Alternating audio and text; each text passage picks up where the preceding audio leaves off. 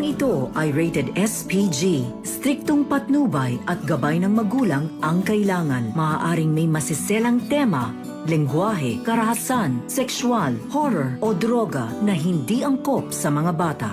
Ikaw ang aking lala sa gabing madilim. Ikaw ang Malaman na kaya ni Annalyn na tinutulungan ni Zoe si Moira na makatakas? Matuloy kayang makaalis si Moira ng Japan. Magandang araw at eto na nga tayo sa ating pinakaabangang tagpo sa abot kamay na pangarap. Welcome to my channel. Please don't forget to like, comment, and click the bell button para lagi kayong updated sa aking mga videos. Samantala, pinuntahan agad ni Carlos si Dax sa presinto nang malaman niya kay Giselle na siya ang taong ng loob sa bahay nila para kausapin ito.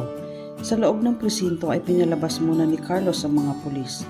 Pag-alis ng mga pulis, agad kinulihan ni Carlos si Dax at galit na galit si Carlos kay Dax dahil kamuntik nang ikamatay ito ni Lynette at Harry sa ginawa nilang panloloob sa bahay nila. Hindi naman pumalag si Dax kay Carlos at sinabihan niya ito na sige lang, gawin mo ang gusto mo dahil ilalaglag kita. Hindi nakalimutan ni Dax na si Carlos ang lumamot kay Zoe nung nabaril ito ni Don Pepe. At iniisip niya na baka nga kasabwat pa siya ni Moira dahil alam mo na naando ng matanda tapos sa'yo pa galing yung medical supplies. Dapat nga magpasalamat ka sa akin kasi hindi kita kinanta, si Moira lang. Galit na sinabi ni Carlos na wala kang ebidensya na involved ako sa mga ginagawa ninyo. Sumagot si Dax na sigurado kayo Docs na kaya mong panindigan yung paniniwala mo, isusugal mo ang buhay mo dyan. Hindi siya nilaglag ni Dax kasi mukha daw naman mabait si Carlos tapos doktor pa siya. Dahil noong bata pa siya ay pinangarap niya din na maging doktor. Kaya sinabihan niya si Carlos na malaki ang utang na loob mo sa akin kaya dapat tulungan mo akong makalabas dito kasi kung hindi ilalaglag kita. Kaya walang nagawa si Carlos dahil natatakot din siya na tuluyan siyang ilaglag ni Dax. At dahil sa banta ni Dax kay Carlos binigyan niya ito ng bigating abogado para matulungan siya sa kasong kinakaharap niya upang makalabas. Samantala sa Japan, hindi inaasahan ni Doc Lindon na mahuhuli niya si Zoe na kausap niya ang mami Moira niya. Nakatalikod si Zoe at pagkababa niya ng tawag ni Moira ay biglang nagsalita si Doc Lindon at sinabi nito na magkausap kayo ng mami mo. Ikinagulat naman ito ni Zoe nang makita niyang nasa likod niya si Doc Lindon.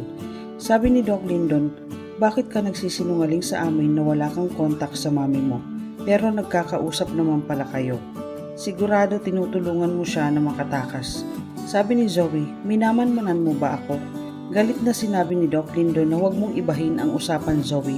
Magkausap kayo ng mami mo? Dapat malaman to ni Doc RJ. Paalis na sana si Doc Lindon pero bigla siyang pinigilan ni Zoe. Nagmakaawa naman si Zoe na huwag niya itong sasabihin sa Daddy Robert niya. Sabi ni Doc Lindon na bigyan mo ako ng magandang rason kung bakit hindi ko to sasabihin sa tatay mo. Inamin ni Zoe na ang mami Moira niya ang kausap niya dahil gusto nitong magpakita sa kanya. Sabi ni Doc Lindon na para tulungan mo siyang makatakas. Sabi ni Zoe na hindi ko siya tinutulungan. Pero ayaw naman paniwalaan ni Doc Lindon ang mga sinasabi ni Zoe at imposibleng hindi niya ito tinutulungan. Sabi ni Zoe na alam ko na, tulungan mo akong mahuli siya. Sabi ni Doc Lindon na gusto mo siyang mahuli, sasabihin natin to kay Doc RJ.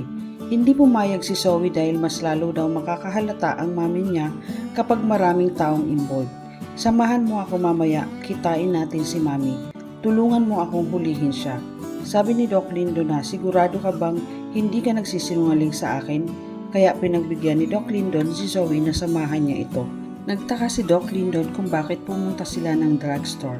Sabi ni Zoe na kailangan kong bilhan nga ng gamot si mami dahil may sakit siya at hindi siya makabili ng antibiotic kung walang prescription ng doktor. Tiningnan lang siya ni Doc Lindon si Zoe. Samantala, sa office ni Giselle ay nalaman niya na pinuntahan ni Carlos si Dax sa presinto at lalong ikinabigla niya nang malaman ni Giselle na may abogadong bigatin si Dax at pwedeng matulungan nito na makalabas si Dax. Agad nang tinawagan ni Giselle si Carlos upang tanungin sa nabalitaan niya. Pinuntahan mo raw ang kidnapper na witness namin labing kay Moira? Sabi naman ni Carlos, bakit bawal ba? Sabi ni Giselle na para sabihin ko sa iyo Carlos na kumuha ng isang bigati na lawyer yung kidnapper at nangangahulugan na pwedeng makalabas ang witness namin kapag hindi agad tayo kumilos. Galit na galit si Giselle dahil ipinagtaka niya kung bakit biglang may nakuhang bigatin na lawyer ang kidnapper na alam niya na wala naman siyang mahihingian ng tulong kundi si Moira lang. Kinutuban si Giselle na may tumutulong kay Dax.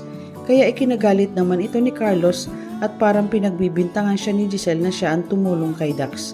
Sabi ni Carlos kay Giselle, bakit ko naman tutulungan ang taong muntik nang mapatay ang asawa at anak ko?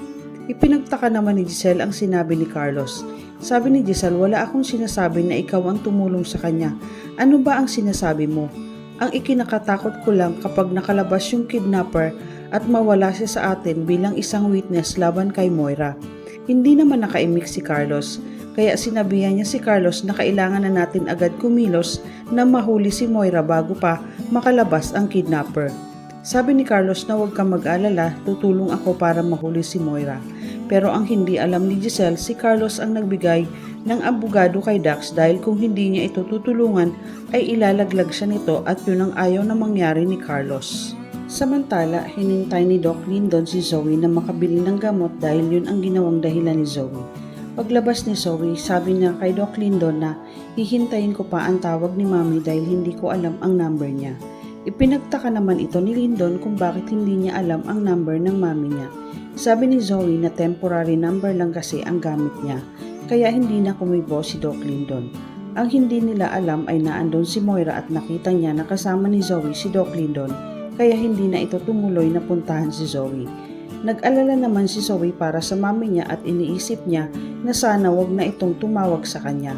Habang hinihintay nila ang tawag ni Moira, nakiusap naman si Zoe kay Doc Lyndon na kung pwede ay huwag niyang sasabihin sa Daddy Robert niya at Annalyn na kausap niya ang Mami Moira niya para madali nila itong mahuli kung silang dalawa lang ang nakakaalam. Pinanghawakan naman ni Doc Lyndon na nagsasabi ng totoo si Zoe sa kanya at tumangulang ito.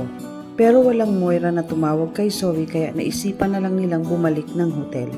Kinabukasan ay tumawag si Moira kay Zoe para sabihin na may papeles na siya at bagong identity, kaya makakasibat na siya ng Japan. Ikinalungkot ni Zoe ang sinabi ng Mami Moira niya, kaya naitanong ni Zoe kung kailan ang alis mo. Sabi ni Moira na bukas na ang alis ko, Zoe. Naiiyak na tinanong ni Zoe si Moira kung hindi ka man lang ba makikipagkita sa akin kahit sa huling sandali bago ka umalis ng Japan? Dahil kapag natuloy ang mami niya na makaalis ng Japan ay hindi na niya ito makikita at matatagalan bago pa ito makabalik sa Pilipinas. Naawa naman si Moira kay Zoe dahil iiwan niya itong mag-isa. Gustuin man ni Moira na makipagkita kay Zoe bago umalis, ay natatakot siya na baka masundan sila ni Robert at Annalyn at tuluyan ng mahuli siya at mapurnada ang lahat ng plano nila. Pero hindi nakatiis si Moira na hindi makita man lang si Zoe bago umalis, kaya nagpasya siyang kitain si Zoe. Kaya sinabihan niya ito na magkita tayo ngayon at ibibigay ko sa iyo ang lugar at doon mo ako puntahan. Samantala, palabas si Annalyn ng hotel nang makasalubong niya ang receptionist ng hotel. Napagkamalan si Annalyn na si Dr. Zoe Tanyag nung tinawag siya nito kaya sinabi ni Annalyn na sorry, ako si Dr. Annalyn Santos, kapatid ko si Zoe Tanyag. Kaya humingi naman ng paumanhin ang receptionist kay Annalyn dahil akala niya na siya si Dr. Tanyag. At sinabi niya na may message sila para kay Dr. Tanyag.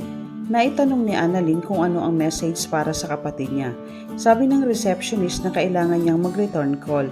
Babae yung tumawag, siguro mami niya. Ipinagtaka naman ito ni Annalyn kung sinong babae ang tatawag kay Zoe at may kutob siya na si Moira ito.